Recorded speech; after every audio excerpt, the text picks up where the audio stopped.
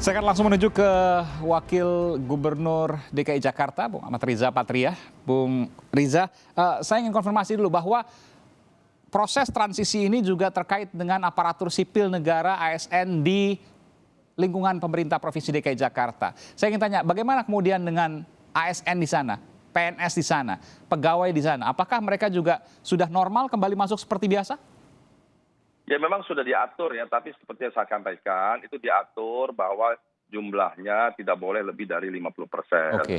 Jadi kecuali memang tempat-tempat pelayanan seperti di kecamatan, di kelurahan, tetap diatur, ada shiftnya, jam masuknya diatur, jam istirahatnya diatur, keluarnya diatur, supaya tidak terjadi interaksi, tidak terjadi kerumunan, tidak terjadi bertabrakan kira-kira begitu. Ada yang berbeda dengan PSBB sebelumnya, PSBB dengan masa transisi untuk pegawai DKI Jakarta yang sifatnya pelayanan misalnya?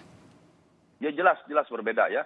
Memang jumlahnya mungkin lebih banyak ya, tapi diatur waktunya, diatur jamnya. Tadi jam masuk berbeda, jam keluar, jam istirahat. Pelayanan tetap dilangsungkan, tetap berlangsung, tapi jumlahnya kita minta tidak lebih dari 50%. Jadi ada perbedaan.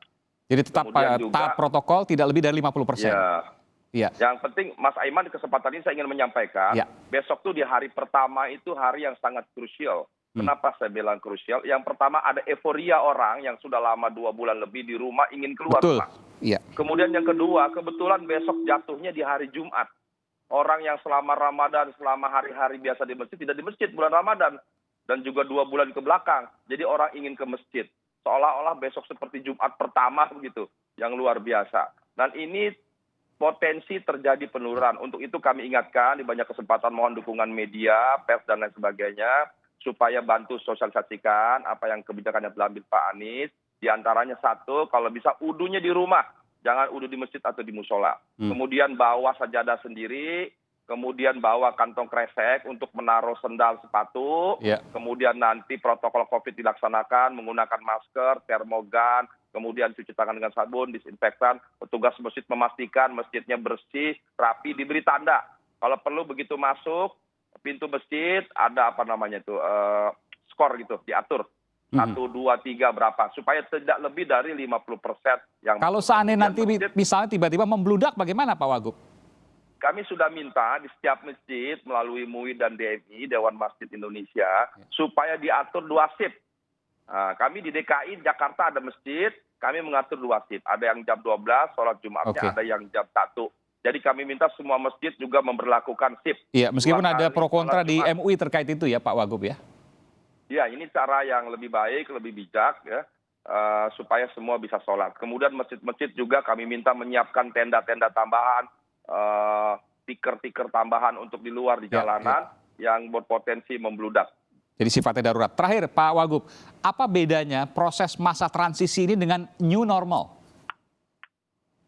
Jelas beda ya. Masa transisi ini masa uji coba kita bersama untuk bisa lebih patuh, lebih disiplin, untuk lebih memastikan di masa ini kita terus berjuang ya. Berjuangnya apa? Kita memasuki masa yang lebih berat sebetulnya di masa transisi. Kenapa saya bilang lebih berat? Ada capaian yang sudah kita capai yang membaik, kemudian kita mulai ada pelonggaran, ada interaksi orang kerumunan bertambah, keluar bertambah, ini masa yang lebih berat. Jadi di sini perlu ada kedisiplinan yang lebih tinggi, ketaatan yang lebih tinggi, petugas lebih banyak dan sebagainya untuk bisa selamat di masa ini.